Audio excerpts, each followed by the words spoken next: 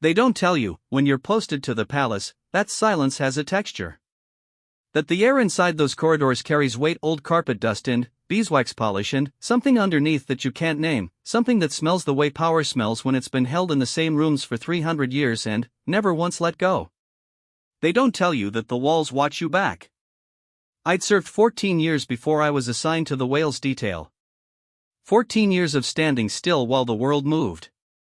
14 years of learning to make my face into stone, my spine into architecture, my eyes into something polished and empty as the buttons on my tunic. I thought I knew what this job cost a man. I didn't. Because before Prince Louis, before that afternoon in the East Corridor, before she made him kneel beside her and watch, I thought the heaviest thing a guard ever carried was his rifle. I was wrong about that. I was wrong about almost everything. Not the boy. Not the princess. Not the fact that the East Corridor had been restricted for the afternoon and there were two of us standing post outside it with absolutely no briefing and no explanation, which was unusual enough that Corporal Hargreaves had already gnawed the inside of his cheek raw. The pens.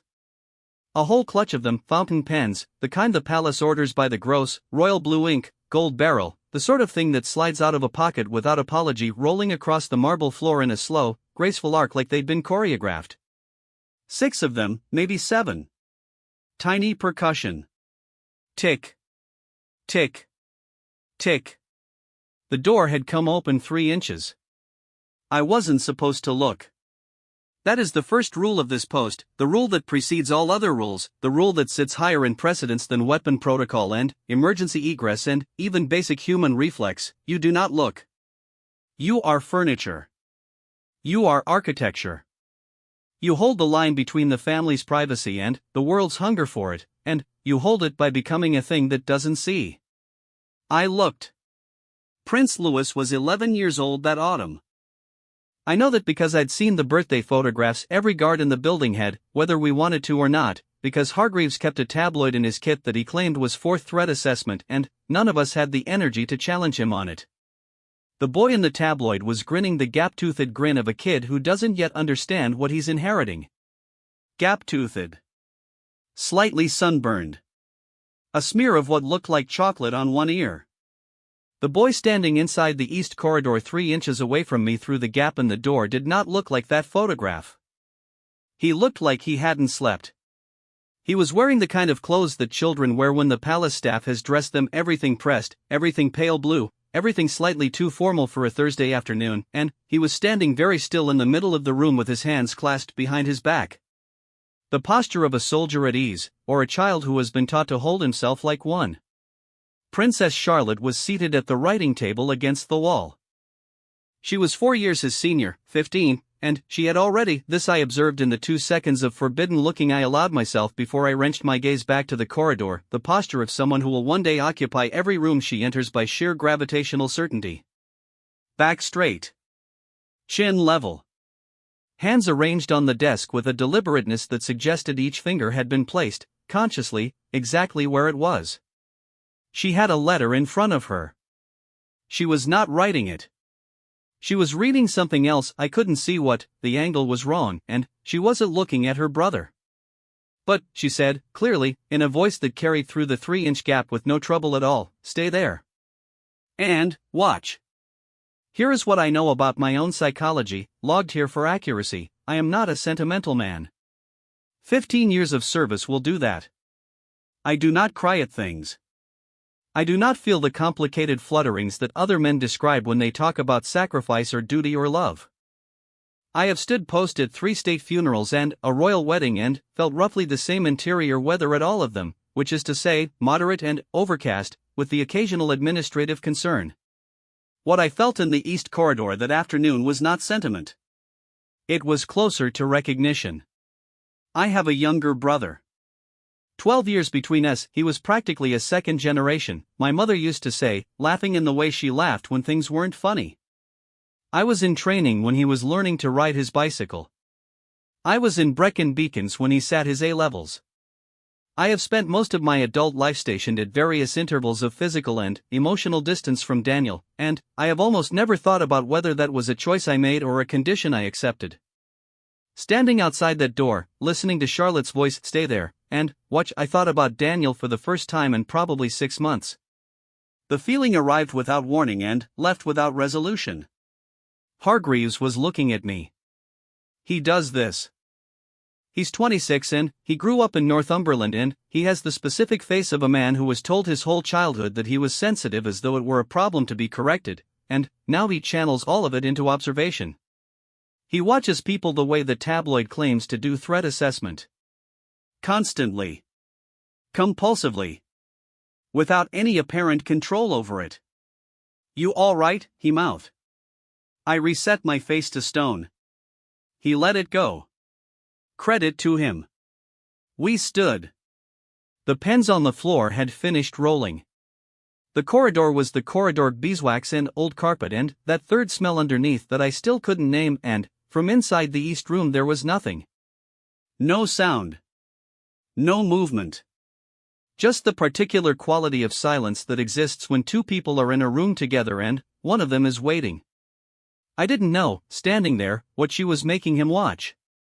I didn't know if it was something terrible or something ordinary or something that operated, as most things in that building operated, in the uncomfortable register between the two. I knew that the boy was standing with his hands clasped behind his back, in a posture that was not natural to an 11-year-old, and that he was staying. That was the part that settled in me like a stone settling in deep water, slow and without sound. He was staying. Not because the doors were locked. They weren't. Not because Charlotte had threatened him with anything I'd heard. Just because she'd said to. Hargreaves shifted his weight. The floor didn't creak, the floors in this wing never creak, they refinish them every 18 months on a schedule I have memorized against my will, but the shift registered. Small movement. Small discomfort. Long afternoon, he mouthed again. He wasn't wrong about that. I had 7 minutes left on this post. Then, I'd be rotated to the north entrance, which is cold and drafty and smells like motor oil from the vehicle compound, and I would stand there for 2 hours thinking about nothing, which is what I am trained to do, which is what I am paid to do, which is on most days what I am perfectly capable of doing. 7 minutes. The door stood 3 inches open. I did not look again. But I listened. And, from somewhere inside the east corridor, through the silence, underneath it, running along the floor the way the sound of a voice runs through stone when the building is old enough and the walls have heard enough, I heard Prince Louis make a sound. Not a cry. Not words. Something smaller than both. The sound a person makes when they are watching something they already understand but, or hoping, still, not to have to. This is not a virtue. My last commanding officer, a woman from Edinburgh with a jaw that could cut glass and zero patience for what she called personal mythology, told me once that my tendency to document was a defense mechanism masquerading as professionalism, and that I should think very carefully about the difference. I thought carefully about it for approximately 4 minutes and then resumed logging. I log small things. The weight of a day.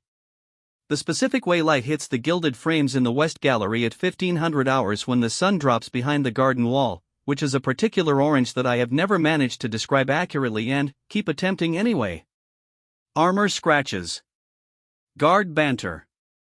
The fact that Corporal Yemi once spent an entire 4-hour post reciting every Premier League table since 1993 under his breath, not because he was nervous, just because the silence genuinely hurt him in some physical way he couldn't articulate. I logged the East Corridor. I logged it that night in the small room I share with nobody, another thing I've stopped examining, in the notebook I keep under the spare pillow because that is apparently a place I have decided to keep things. 1407, East Corridor. Princess Charlotte and Prince Louis, unscheduled.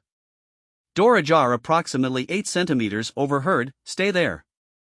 And, watch. Duration of observation, 2 minutes, 40 seconds. Subject, Louis, compliant. No distress signal.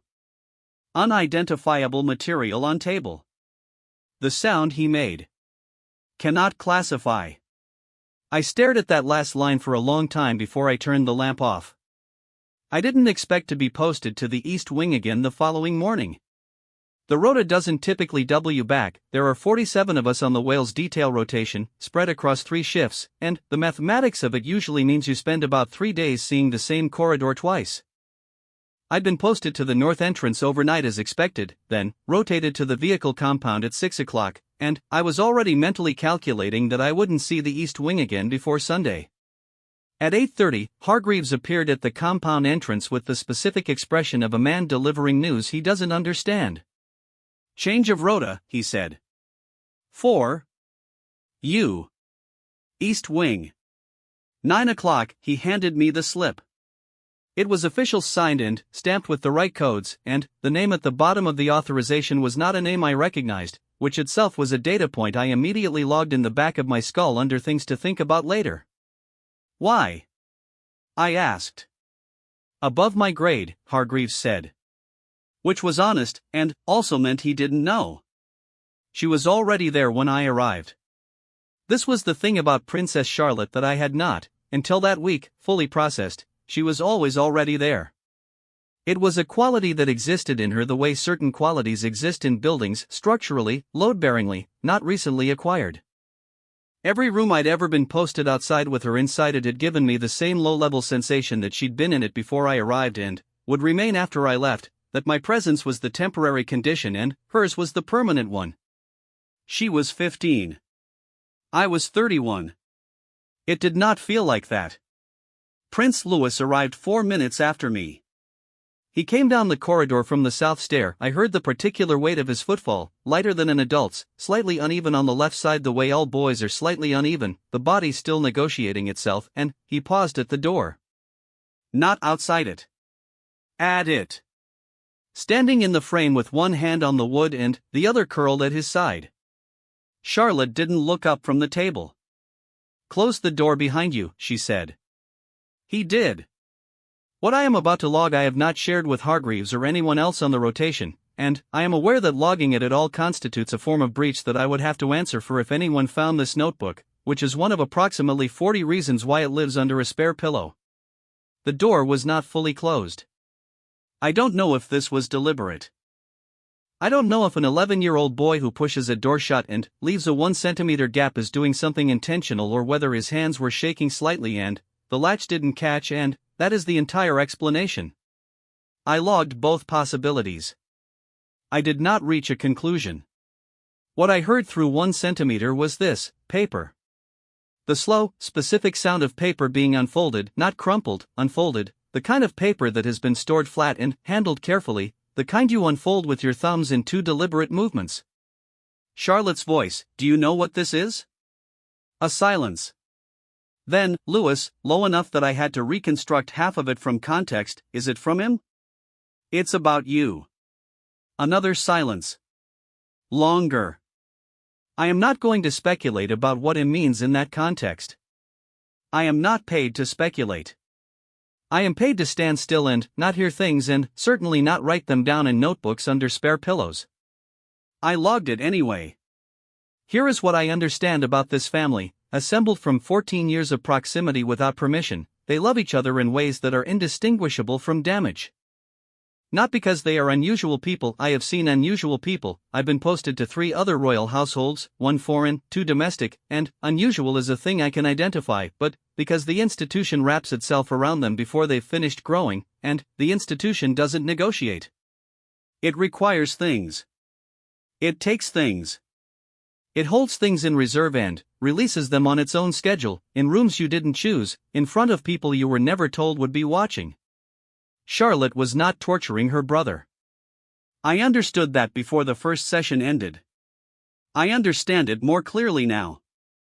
She was doing something harder than that. She was teaching him. What she laid on the table, I saw it when Louis left, because the door swung open 3 full inches as he passed through it, and this time Charlotte did not stop it, was a collection of documents. 5, maybe 6 pages. Printed, not handwritten. Official letterhead, though I was at the wrong angle to read the crest. His face, passing me in the corridor. 11 years old. Pale blue clothes, slightly too formal. Hands no longer clasped behind his back, they were at his sides now, open, fingers slightly spread, the posture of a person who has just put something down and hasn't yet decided what to do with the empty hands. He didn't look at me. Guards are furniture. I know this. I have always known this. We are trained to cultivate the particular invisibility that allows the family to move through their lives without adjusting their faces, and we are good at it, and it is useful, and most days it doesn't cost me anything noticeable. The boy walked past me as though I were part of the wall. The sound he made the day before, the small, unclassifiable sound of someone watching something they already understand but were hoping not to, had been replaced by something I recognized more easily. The sound of nothing. The specific, curated nothing of a person who has learned, in the space of 24 hours, that certain feelings are better stored than shown. I have made that sound myself. I know exactly what it costs to produce it. This is the part of the log I've rewritten 4 times, and each time I've rewritten it I've made it sound more reasonable than it is, so I'm going to stop making it sound reasonable and write it the way it actually happened. I walked into Superintendent Marsh's office at 7:15 on a Tuesday, technically outside his hours, which he noted by looking at his watch in the way that men who wear significant watches look at them when they want you to understand that the watch is significant, and I told him I wanted a rotation change. He asked why. I said I had a scheduling conflict with my accommodation application. He looked at me for a long moment with the expression of a man who has spent 19 years in royal protection and knows exactly what a scheduling conflict with an accommodation application sounds like when it is not a scheduling conflict with an accommodation application. He signed the transfer. I was reassigned to the South Wing ceremonial post by Thursday. Here is what I didn't tell Marsh. The third session in the East Corridor, the one I wasn't officially posted to but had walked past 3 times in 2 days by route of accumulated involuntary compulsion, which my Edinburgh commanding officer would have diagnosed in about 30 seconds, lasted 2 hours and 11 minutes. I know the duration because I stood post at the junction of the East and South Corridors for most of it, under the reasonable professional cover of a jammed service door I was allegedly monitoring. The service door was not jammed. I know how to jam a service door.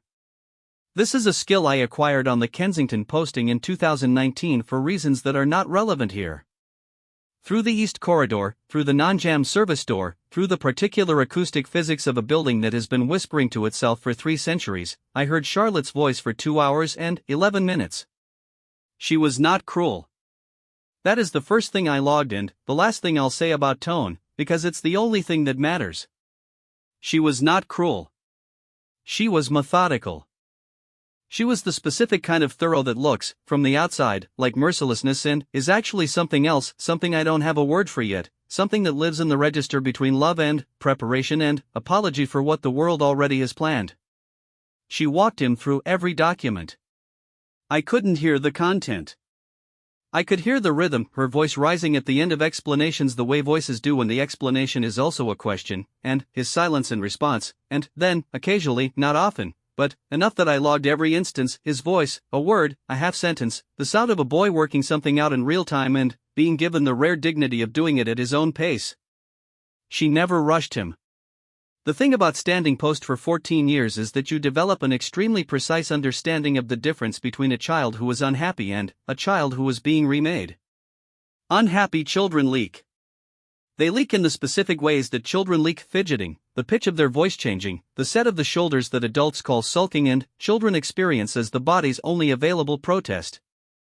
I have stood post near enough unhappy children of enough ages to have categorized the leakage comprehensively. Prince Louis did not leak. By day 4 he walked the corridor to the East Room with the same deliberate weight in his step that I recognized from every senior figure I'd ever served. Not performance. Not soldier posture the way he'd stood on day 1, borrowed and stiff. Something settling into him from the inside out. The posture of a person who has received information and chosen, consciously, to carry it rather than put it down. I am not qualified to tell you what that looks like in a child. I will tell you it looked like it hurt less than I expected. I will tell you it looked like it hurt more. The last afternoon, I broke the rule. I looked. Full look. 3 seconds, maybe 4. The door had drifted open its customary 3 inches and Charlotte had angled her chair toward her brother and she had one hand on the table between them, palm up, not quite touching the documents, not quite touching him. An offering. I held distance. Lewis was not standing with his hands clasped. He was leaning forward in his chair, elbows on his knees, the posture of a person who was no longer performing composure but has actually achieved it through some interior negotiation I was not present for, and he was looking at whatever was left on the table with the expression that I had to turn away from, eventually, because it was the kind of expression that a person isn't supposed to see on a child's face. Not grief. Not fear.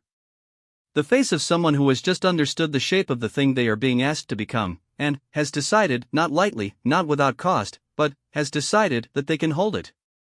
Charlotte was watching him. She was not speaking. She was just watching him, the way you watch someone walk the last portion of something difficult, present, but not intervening, because the intervention is behind you now and what's in front of them is theirs alone. I left the Wales detail 8 days after that. The South Wing ceremonial post is quiet. It is the kind of quiet that is the absence of content rather than the presence of something larger, the quiet of guards who have been standing in the same spot for long enough that the building has stopped being interesting to them, which is a sustainable condition and also a kind of death. Hargreaves sends me messages occasionally. Short ones. He is not a man for sustained correspondence, but he is a man who notices when someone has left and wants them to know he noticed.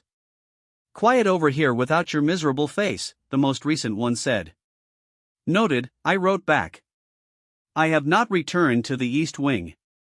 But here is what I logged in the notebook under the spare pillow on my last night in the old room, and what I have not been able to stop turning over in the way you turn over a stone and are surprised by what has been living under it. Charlotte made her brother watch everything. Not to wound him. Because something, the documents, the letterhead I couldn't read, the him Lewis had named without elaboration and she had not corrected, something was coming. Is coming. And she had decided, in the way that people decide things when the institution has left the deciding to them, that he would not meet it cold. She is 15 years old. She gave him 2 weeks of afternoons. She unfolded the papers herself. She held the distance and didn't close it and let him make his face into whatever his face needed to become. I have a younger brother. I haven't called him in 8 months. I picked up my phone tonight at 2100 hours in the South Wing accommodation block, new room, same spare pillow, same notebook, and I held it for a while, and I thought about a 15-year-old girl with documents she shouldn't have to own and a brother she was steadying for a world she's already mapped. I didn't call. I logged the impulse instead. Which is, my Edinburgh commanding officer would tell you, exactly the problem. She'd be right about that. She usually was. There were 7 documents on the table. I confirmed this from the angle of the open door on the final afternoon. I still don't know what they said. I'm not sure that matters. I'm not sure it doesn't.